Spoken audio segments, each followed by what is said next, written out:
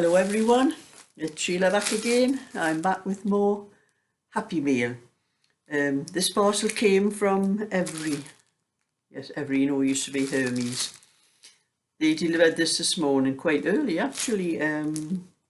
My postman doesn't come till usually around about the afternoon.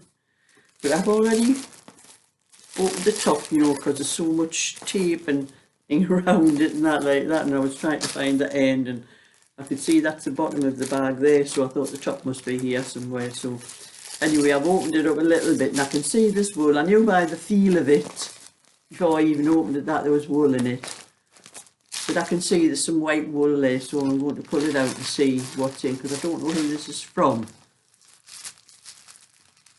If I can get it out because of all of it. I might have to cut some of this tape, it's not coming out. I'll have to cut some of this tape off further down here. I'll be careful not to cut the the bags with the wool in.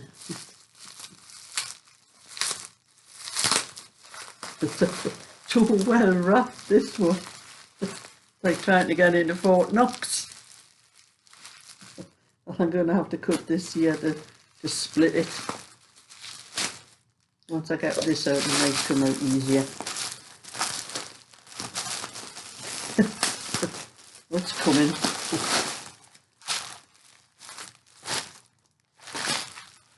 Well, there's nothing inside there. Oh, it's a big ball.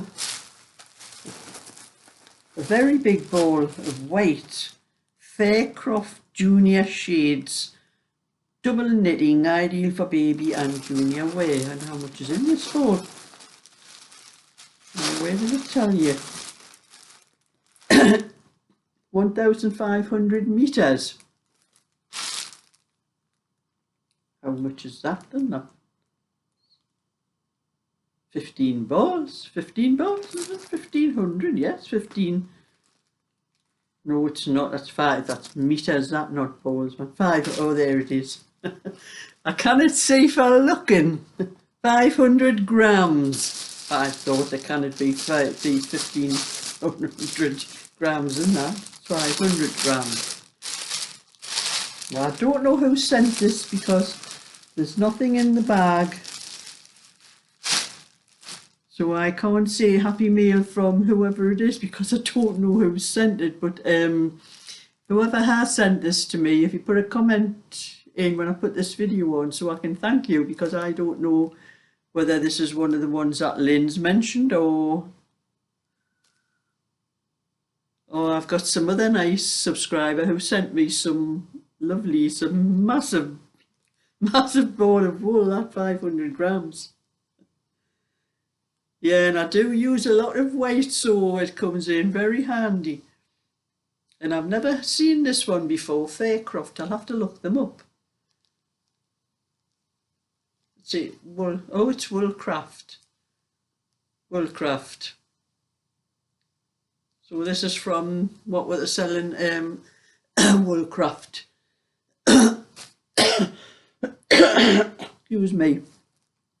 It's that early in the morning now, I haven't gotten a cough over with yet. So whoever sent this to me, thank you very much. I'm going to enjoy using up all this white wool I've been getting. I have to put that back in the bag there. It's such a big ball, I have a little bag like that I keep when I'm knitting. I keep the ball of wool in there to stop it rolling around the ground, but it's not big enough for this ball.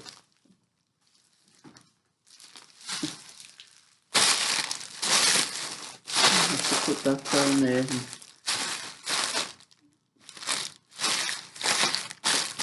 Well, that's a special, and the label must be specially printed from eBay. Oh, it's come from eBay. It's got an eBay, it's got my name and address on, and it's got something eBay. The numbers and the letters of must be somebody's account on eBay. So that's a ball, lovely big ball of white. And I am busy knitting, finishing this little cardigan off Dagry. I have done the back.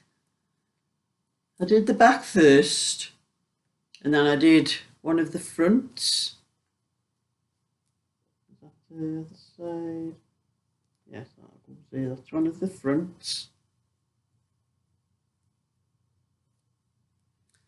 And then I did the sleeve, because I thought I would try and match up the fronts. Well, I don't have to match if I'm doing two separate pieces, a front and a sleeve. I don't have to try and match these with each other. I'll do these first, and then I'll try and match the other side with this one in the sleeve. But I'm having a lot of problem with this one because there's a lot of the way the colours interchange with each other. I did wind off, after I had finished the sleeve, I wound off a ball where I thought it was taking me down to, where's the front? I thought it would give me the cream part that this started off with, and then it might start off with the orange there.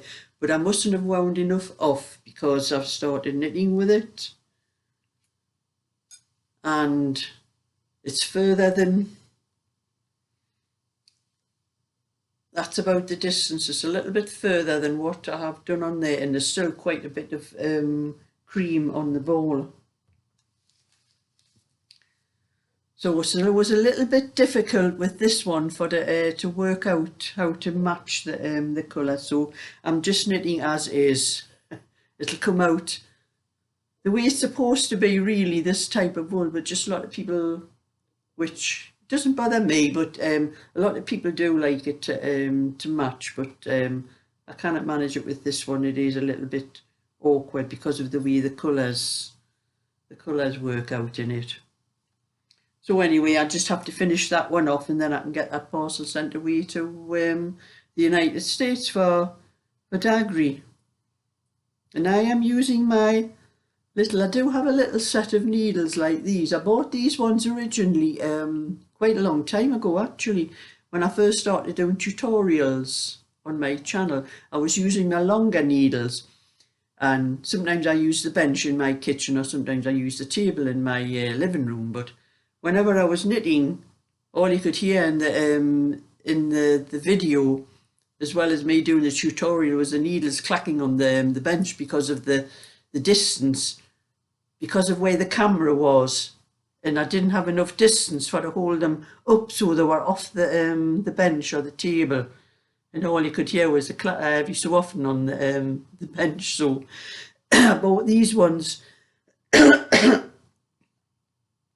bought these ones from Mariners, and they're just a little short, I think. I'm not sure what length they are actually. My tape measure. Oh, there it is. Oh, 10 inches. 10 inches, that's 25 centimetres. 25 centimetres or 10 inches. And I could never use these type of needles to knit with, because I always knit, when I knit, my other larger needles are always resting on, one of them's always resting on my arm like that, on my elbow.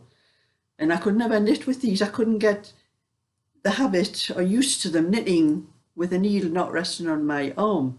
But when I started knitting with the circulars, you know, they are just little short needles, are even shorter than these ones. That got me used to actually knitting with short needles, and I find I can do it quite well now. And I do tend to, when I'm knitting with them, I do tend to push the needle part against my body when I'm knitting like that. What I want to do a row there. So I got used to knitting with them like that, and I find they're quite handy when you're doing just little things, because the big needles tend to get in the way a bit when you're doing the big ones. So I do use these ones quite a lot now when I'm doing little ones for the small parts, you know, the sleeves and the sides of little baby cardigans and things like that. I find it a little bit better than the large ones, because the large ones were actually getting in the way, you know, and they were sort of sticking into my jumper sometimes like that when I was knitting. So anyway, I was at my bingo last night. I won £20. I won a £20 house. And that was the only good thing about last night. When I came home to come home, the diversions were on again. Not just one diversion, two. I tried to get onto the A1, which is where after I leave my friend, we leave the club about, well, the last bingo game is about 9:30.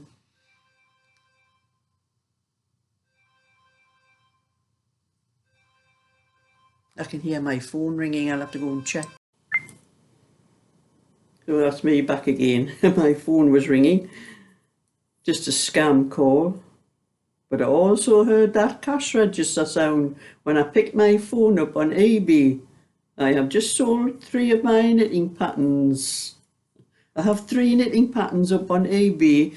The little 16 to 20 inch rosebud pattern, my open moss stitch patterns are your 16 to 24 inch, and the blackberry one, the jackets and the hat, that's 16 to 24 inch. I've just sold all 3 patterns to one person there.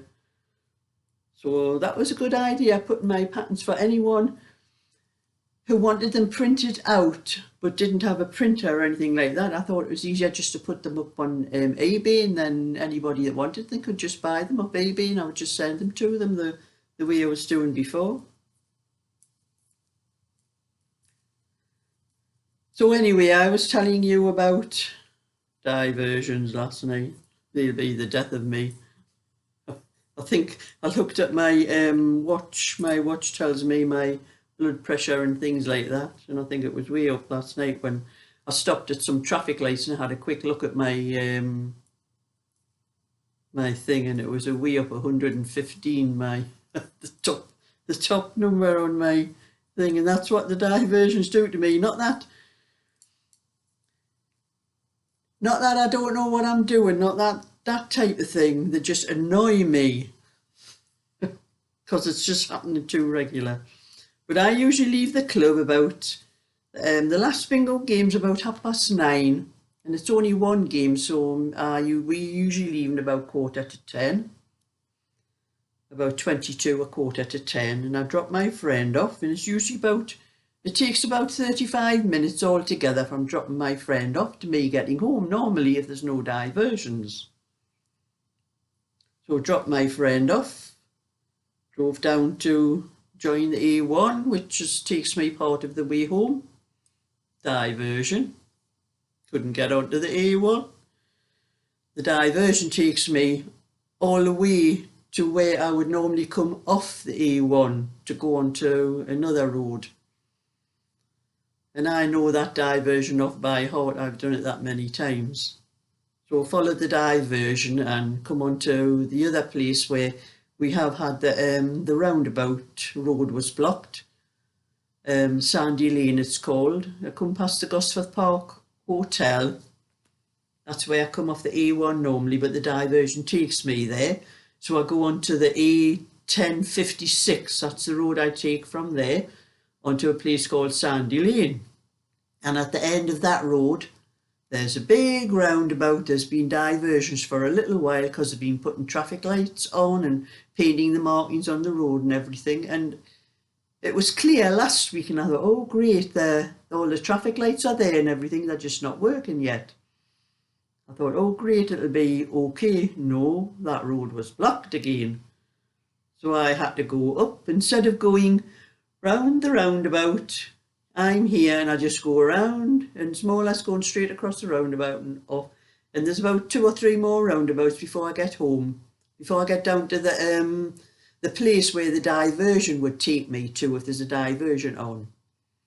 And there was a diversion on, so instead of going straight across, I had to go around and around and around and up and up and up and down and down and down to get, and there was quite a lot of swear words in the car on the way around there, but I got so far around to this big island, and it tells you to The diversion tells you to go left, but I know left is not the way I go home. So I went right around the island till I found one of the roads leading off nearest where I live. So I took that one off, and it's like an A road, so I couldn't stop in the middle anywhere to put my sat nav on. So I just took the first slip road off to some houses and parked up, put my sat nav on, and it took me home a lot quicker than going the way of this diversion. And I come to the last road where the diversion ends, and it's A19 onto the Tyne Tunnel Road. That's the road I take. When I took a little short version to get to that road, and there was the end of the diversion sign at that road, and I would have been all the way around. And anyway, I didn't get home till I normally get home about 10:15. It was 25 to 11, almost 20 to 11 when I got home. So these diversions take me a lot longer than normal, and I get so annoyed. That's why my blood pressure goes up. It's not, I know exactly where I'm going and how to get there. It's just these diversions just really annoy me. But it annoyed me when I was going to the bingo. When I came to the same island from the other end, what they've done is the traffic lights aren't working yet, but they're coming up to the traffic lights, and the traffic lights are set way back from the roundabout. So I suppose if they're on red or green, you stop or go, whichever they're on. But they weren't working. But they've also took the markings off the road, where when you come to the island, they have, you know, the markings across the road where you stop till you can get onto the roundabout. Those markings weren't there. So I'm just driving down, wasn't really looking where I was going. I was looking for the markings to stop, and I realised I was halfway onto the island, and there was another car coming round, and he was going in front of me. He was taking the turn off where you had to pass in front of me to get to it. I had to slam the brakes on and let him pass. I was the one that was in the wrong, but it was because they didn't have those markings on the road. I didn't realise, and I started travelling, and then I'm looking at the markings on the road, and I started going round. I thought, I'm going to have to be in a different lane to get to where I normally go. I usually stay in the outside lane and just go around, because I'm going around a couple of, there's 1, 2, 3 entrances onto the island. So I just stay in the outside lane and take the fourth one up. Now it looks like I've got to be in the middle one, and I've got to move over to these traffic lights in the middle of the island. Really annoying me, this is. They'll be finished with them one day, but what on earth they were doing on the A1 last night, I don't know, because that one was finished in September last year. And then all of a sudden the road was blocked again today. Last night, sorry. So that's that little rant over with a little bit of happy meal from Anonymous and a little rant. I'm going to get on with my knitting and see how much knitting I can do. If I'd got home my normal time last night, I would have had about a half an hour's more knitting done than what I did last night when I got home. Don't know how many rows I can do in half an hour. I'll have to time myself sometime. But anyway, thumbs up and subscribe, and I'll catch you all another time. So bye for now.